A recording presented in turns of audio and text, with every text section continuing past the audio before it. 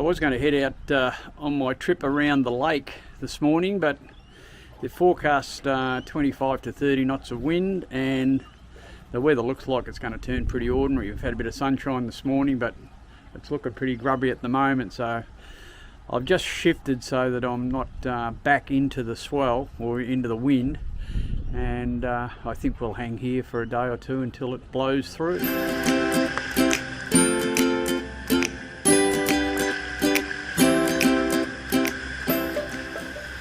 Well, we don't wear skimpy bikinis.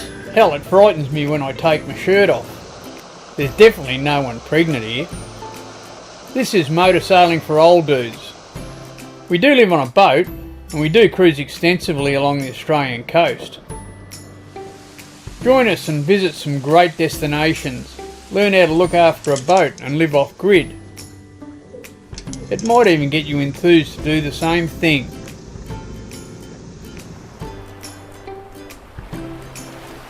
Hey, stay out there till you can't.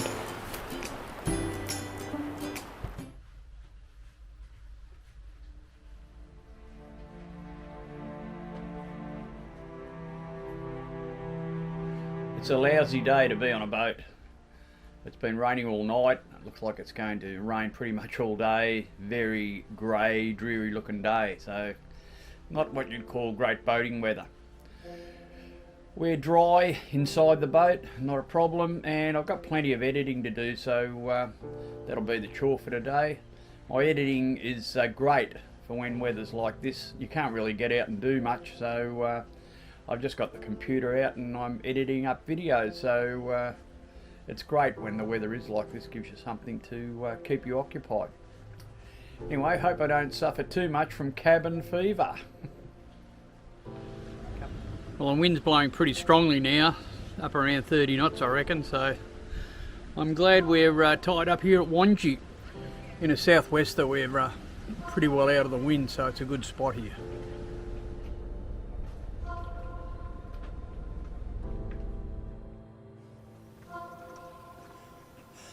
Well, I've been at Wanji for about 3 days now, and the weather's been pretty bad. Been a lot of southeasterly, about 30 knots, so it's been good to be tied up to the jetty here, but the weather's getting a little bit better. The wind's gone, and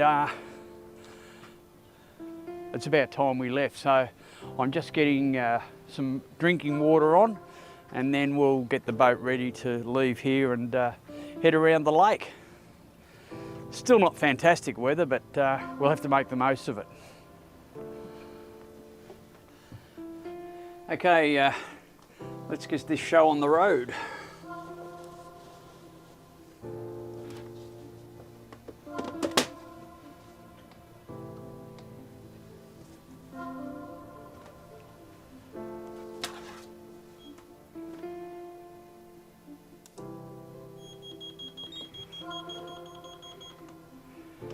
It's the depth alarm telling me that the water here is less than 2 metres.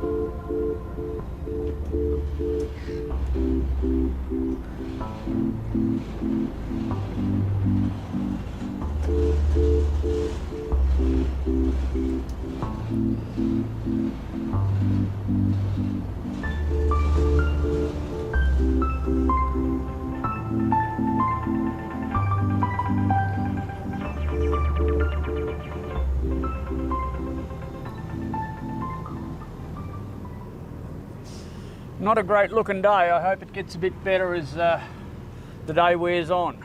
But anyway, we're out away from Wangi, doing a bit of travelling. Not far to go really, just up around the corner here, so lots of destinations all pretty close together in the lake. We'll have a bit of a sniff around and see what's out there.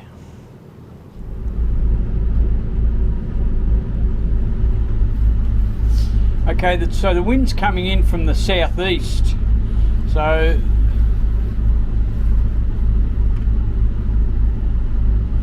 the wind is coming in from this direction. So we need to find some shelter out of that. So it's going to be probably along this shore somewhere. Well, seeing as the wind's sort of southeast, I get a bit of shelter over on this side of the lake, and I'm just heading towards Elizabeth Island. Now, I've been told that by some of the locals that the channel to get out is deeper on this side of Elizabeth Island than it is on the other side. And I know on the other side, we nearly touch bottom at high tide. So what I'm going to do, I've just come over here, I'm just going to have a little bit of a sneak around. I'll get the big boat into 3 metres of water and we'll probably anchor up. And then I'm going to use the dinghy to try and sound out the channel. So I'll be working off the echo sounder on the boat. I can see there's a lot of shoaly water here. So it's a matter of finding the channel and following it in. But I'm going to do it in the dinghy. I'm not going to take the big boat in and risk taking my prop speed off just yet. So it's a matter of finding the channel, and I think it might be around, I think we might be sort of in amongst it at the moment. So I might just sneak in here a little bit until we get a bit shoaler, and I can see quite a bit of sand around, but I'm not sure about the channel. So we're in 6 metres at the moment, but I can see a lot of sandbanks all around us. I can see a bit of a channel there, so there might be one running out, but I'll just go and get the anchor ready to drop first.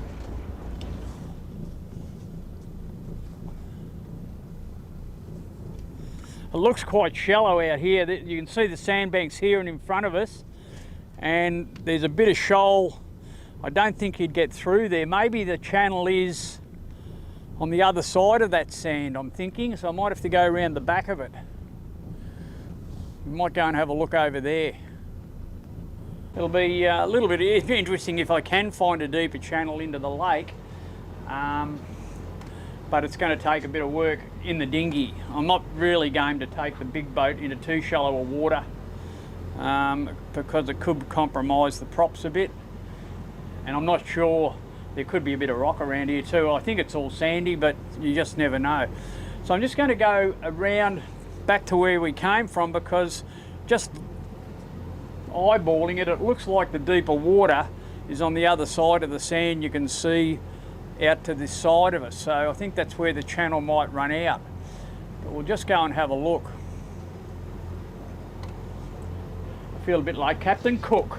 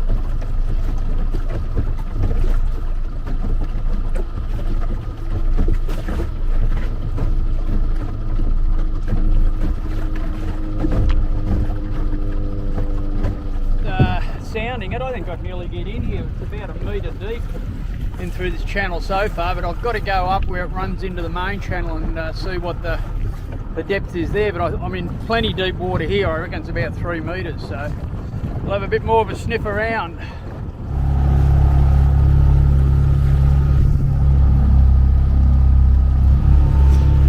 say where the best water is across here, because there's a lot of sand out to the right.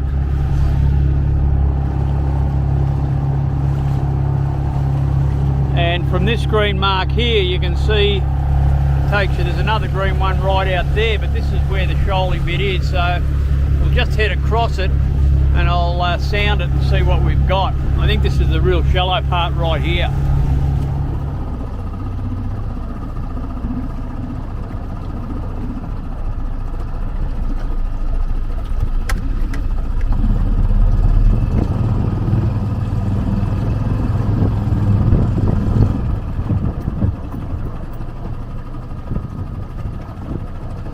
That's shallower than the track I marked in. That bit just behind me is the real shoal, and it's right across this channel by the look of it, so nowhere to go, and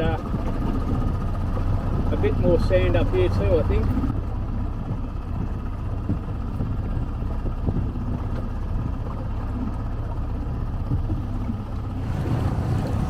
I don't know if you can see the sand across this channel, but there's a fair bit of it. Well, it's pretty shoaly through the main channel, that's for sure. I'm not sure whether the channel that I sounded out on the other side of Elizabeth Island here is not even a little bit deeper than the main channel at the moment. So I'm just going to go back and have a bit of a poke around and sound it out a bit more thoroughly and just see what it's like over there. We're about half tide at the moment too, so if you did it at high tide you'd have a little bit more water. Oh, that was a bit of a chore. At least it didn't rain on me. Look, I just went out and I've sounded that way in with a lead line, so I've taken depths all the way in. It's quite shallow where it gets out into the lake.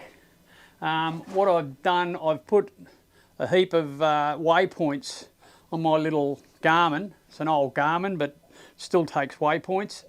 What I'll do now, I'll transfer those waypoints onto my chart plotter, and that'll give me a track in.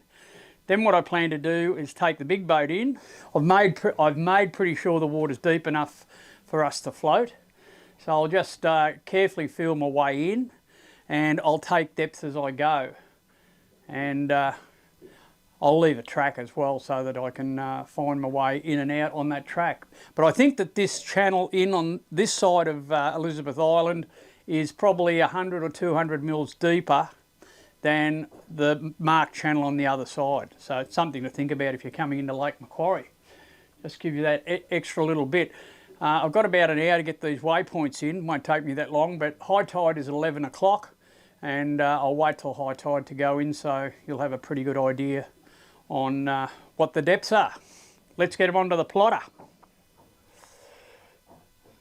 So waypoint 1, this is coming out of the lake, 3303.601. So 3303.655, 151.37.704. Save that. Okay, I'll get them all in and then I'll put a track in. Okay, so there are my waypoints in. They're all the waypoints I've taken, and that should keep you in pretty good water. What I'll do now, it's 10 o'clock, so I've got an hour before high tide. I'd like to leave that hour just in case I do run aground, so I can have a bit more water. So I've got an incoming tide. I'll take the boat in and I'll take soundings on each of those waypoints and let you know what the depth is. I'll also leave a track in and then I can follow it out again.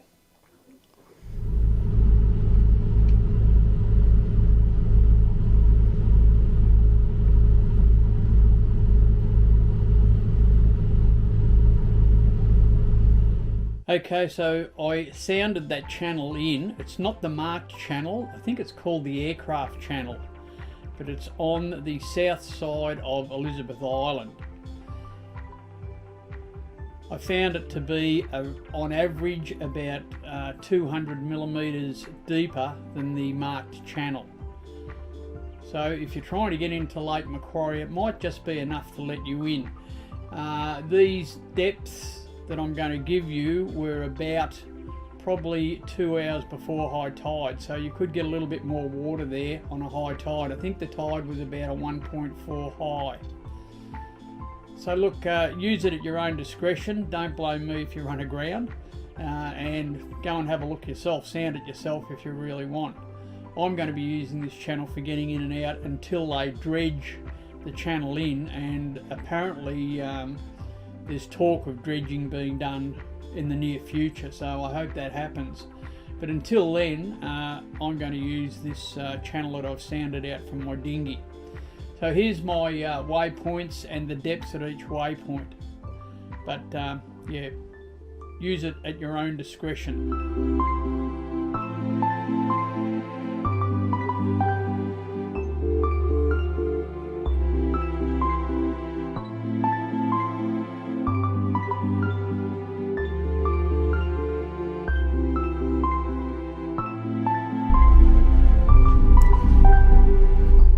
Hey dudes, hope you enjoyed that.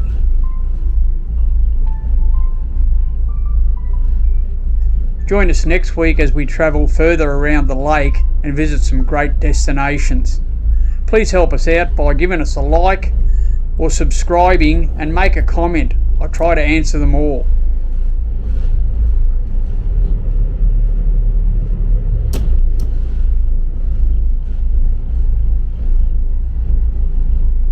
Cheers dudes, see you next week.